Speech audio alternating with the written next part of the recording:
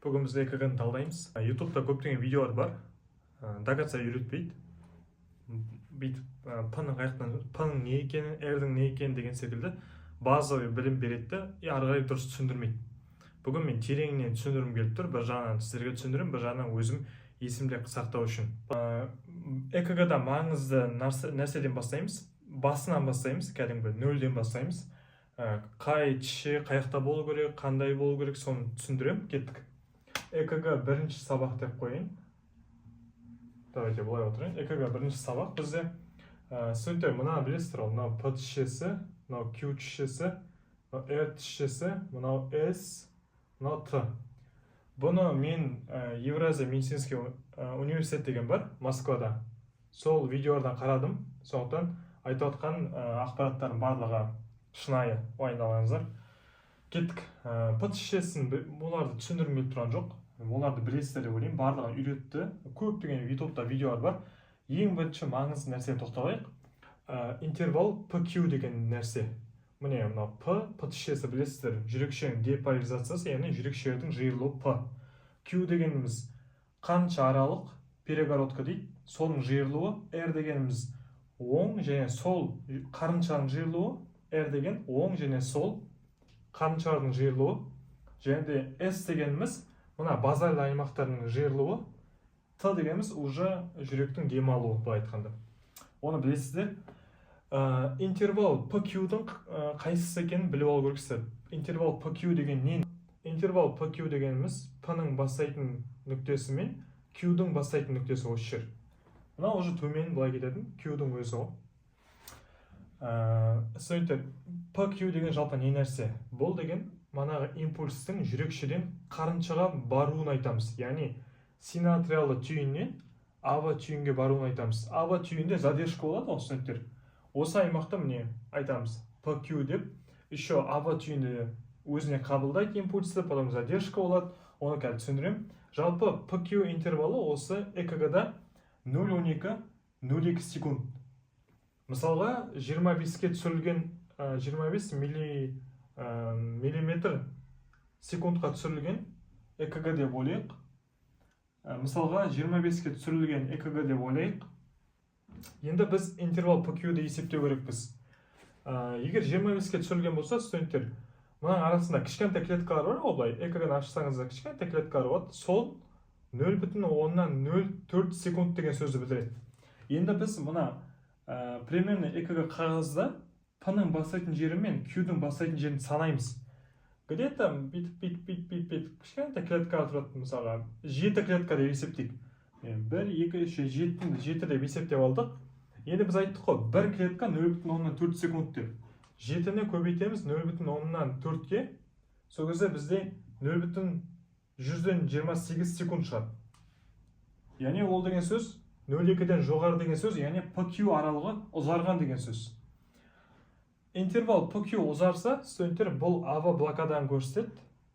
Первый степень, второй степень бар. Ал егер қысқарған болса, онда ойлаймыз, мына синатриялы түйіннен шыққан импульс ава блокаданы айналып өтті деп. Егер PQ қысқарса, ава блокаданы айналып өтті деген сөз. PQ түсінікті ме? Яғни ава түйінге импульстің барып тұрма, бару кезінде қандай да бір өзгеріс бар ма, соны көрсетеді бізде PQ. R-ге келейік, R түсшесіне. R түсшесі дегеніміз мына ең ұзын түсше. Q-делік 6 отведение бар. Яғни V1, V2, V3, V4, V5, V6. Оны білесіздер ғой. Бүйтіп қойып шығамыз ғой Q-деген. Бүйтіп электродтарды. Сол ғой мына Q-де электродтары. Енді біз экг-да естеріңізде болсын, R былай болады. V1, V2-ге қарағанда келесі. Енді біз R түсшесін экг-дан қарағанда не көреміз? Бұның барлығы экг-дан, қағаздан қарағанда не көреміз? R түсшесі, студенттер, R түсшесі дегеніміз, бұл V1, V2, V3-те көтеріледі жоғары қарай. Мысалға, экг қағазды ашып қарағанда, бүйтіп V1, V2 деп тұрады ғой. Отведениялар. Солдан қарағанда, R-да қарағанда, бүйтіп V1, V2-де жаймен көтеріліп келеді. Ең үлкен R ол 4-те, V4-те. Нормада ең үлкен R V4-те. Сосын V5 пен V6-да төмендеу керек. Түсінікті ғой. R былай көтеріліп келеді да, V4-те ең үлкен R болады. V5, V6 төмендейді. Егер де V5 пен V6-дан сіздер R-дің R үлкен болса, V5 пен V6-ға қарағанда EKG-да R үлкен болса, онда біз мына V6 мен V5 бізді сол жақты көрсетеді ғой, сондықтан сол жақ қарыншаның гипертрофиясы деп күдіктенеміз. Келесі Q3-шісі. Q3-шісі мана айттым, қарынша аралық перде, перегородканың деполяризациясы, жиырылуы, ол бізде R-дің 4-тен 1-не тең. Міне, осындай 4-тен 1-не тең. Егерде бұл 4-тен 1-ден үлкен болса, немесе R-ге тең болса, аласалығы жағынан, бойы жағынан, онда біз инфарктқа күдіктенеміз. Инфаркт. Потому что бұны терең Q3-шісі деп айтады ол кезде. Түсінікті ме? Барлығы түсінікті деп ойлаймын. Студенттер айтып жатқандығым, бұлардың барлығы EKG қағазда қалай көрінеді, соны айтып жатырмын. Интервал PQ-ді есептеп үйрендік, R-ді есептеп үйрендік, R-дің қалай орналасатынын көрдік, Q-дің не екенін білдік. Енді бізде S-тішесі. Көп студенттер S-тішесі, S-ті сегментін біледі. Бұл жаңағыдай OKS кезінде диверсия, инверсия деп өзгереді ғой.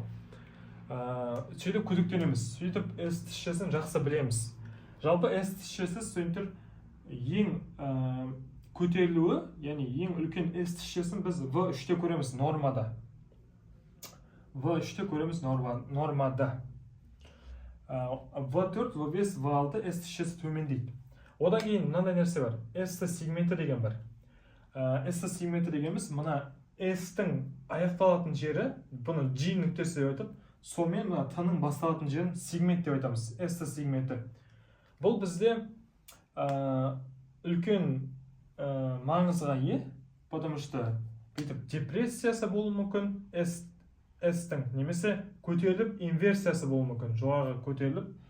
Сол кезде студенттер біз шатаспау керекпіз, 40-қа дейінгі адамдар, сосын 40-тан кейінгі адамдар әртүрлі.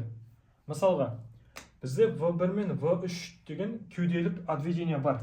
Оған қарағанда, егер S-ті бізде 2,5 миллиметрге жоғарылаған болса, осы V1 мен V3-те, онда біз бұны ешқандай OKS деп қарамаймыз. Итак, V1 мен V3-те 2,5 миллиметрге дейін ұлғаю ол нормально. Оны қалай есептейміз? Міне осылай тұрады, ол нормада изолинияда тұрады. Егер осылай көтеріліп тұрған болса, біз есептейміз мана клетка бойынша. Егер 2 клетка болса, онда 2 миллиметр деп аламыз. Түсінікті ме? 2 клетка болса, біз қандай кезде қауіптенеміз, қандай кезде OKS, инфаркт деп айтамыз, егер ол жерде андай отведениялар бар, студенттер. Екі отведенияда бірдей депрессиясы болса, немесе екі отведениядан көп, 3-4 отведенияда ғана депрессия, элевация болса ғана, біз OKS-ке қауіптенеміз. Еще пациенттің симптоматикасы OKS-ке келсе. А так, былай, S-тінің 0,5 мм жастарда жаңағыдай V1, V3-те инверсиясы, ол норма. Біз сол норма еместі ажыратып алу керекпіз ғой. Бірақ әрине күдік бар OKS-ке, пациенттің жағдайына қараймыз. Жалпы S-ті көтерілсе түссе, бірден паника болмаңыздар деп айтып отқаным ғой. Т-тішесі, сосын П-тішесі, естеріңізде болсын, АВР-да всегда отрицательный. АВР-да всегда отрицательный. АВР-да бұл мынаның теріс түрін көреміз ғой. Бұлай П төменге кеткен, Q жоғарлаған, R түскен, S жоғарлаған, біткен, Т отрицательный, осыны көреміз АВР-де. Сондықтан АВР ондай бір диагностикалық маңызы жоқ. АВР-да біз П-ның отрицательный көреміз, Т-ны отрицательный көреміз. Сіздерге осы түсінікті болды ма? Қандай жер түсініксіз болып кетті? Жазып кетіңіздер. Қазір мен мына жерге ЭКГ снимок шығарам сіздерге. Соны талдап, комментарияға маған интервал PQ-ді есептеп жазып кетіңіздер. Сосын R тішесі норма тұрма, Q тішесі норма ма, соны қараңыздар. Яғни қарағанда ЭКГ-ны ашып қараймыз, интервал PQ-ді есептейміз, R-ді қараймыз, V4-те ең жоғары ма, Q-ді қараймыз, R-дің 4-те 1-на сай келіп тұрма. S тішесін қараймыз. S-ті инверсия диверсия 2,5 мм дейін болса норма деп есептей береміз. Т тішесі АВР-да отрицательный, қалғандарында В1, В2, В3, В4, В5, В6-да положительный болады негізінен. Түсінікті ма? Түсінікті болса, түсініктіріп жазып кетіңіздер. Интервал PQ-ді ұмытпаңыздар, студенттер. Мен үлкен нәрсені түсіндірдім. Бұл интервал PQ, а в блокадаларда ажырата аламыз.